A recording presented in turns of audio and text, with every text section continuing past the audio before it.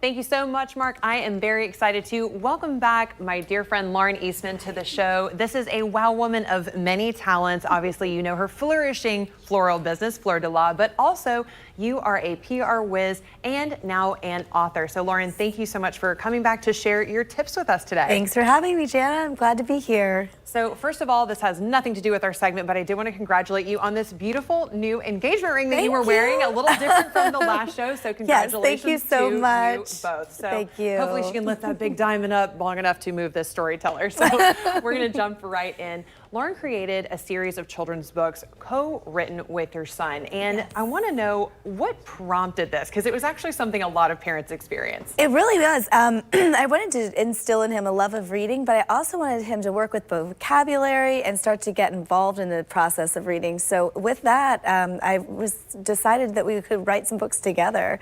And we came up with story ideas together and incorporated them. And now we're on our third one. So it's been great. And her most recent book, Where Did All the Pleases Go, actually happened because the Pleases were leaving the building. And you said that you wanted to bring those back, and she started posing the question to him, hey, where did the please go? Correct. And that's how you actually started coming up with these story ideas. So I want to dive in to the steps that you laid out for us, and you're encouraging other parents to write and read with their own kids. Absolutely. When I was a young girl, my mom and I wrote our own book, and she laminated it and we wrote it together. I did all the illustrations, and it was the most fun thing I'd ever done.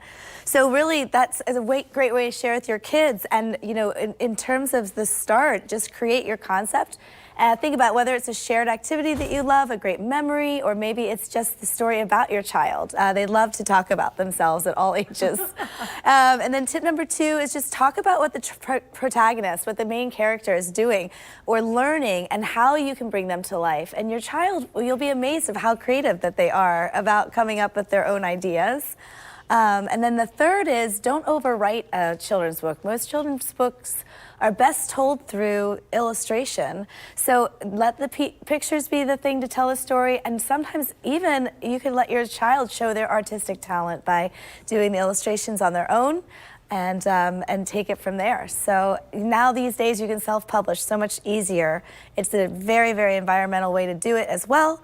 And it's easy to get these books on Amazon. So we're having a blast with it. Oh, I love that. So that actually brings us to our next slide. So these are tips if you want to self-publish. Now, self-publishing for you might mean, like you said, when you wrote your book with your mom, she laminated it. And I know when I was a kid, if it was laminated, it was legit. Yeah, totally. So, I mean, I think that still carries some weight. But this is such a cool way that you broke this down on how to self-publish. So, you know, writing and illustrating that book together, having it laminated, you know, if you want to work with an illustrator like you did, you said that they really brought your characters to life. And then also, you know, having something that your child co-wrote, really giving them that pride at such a young age.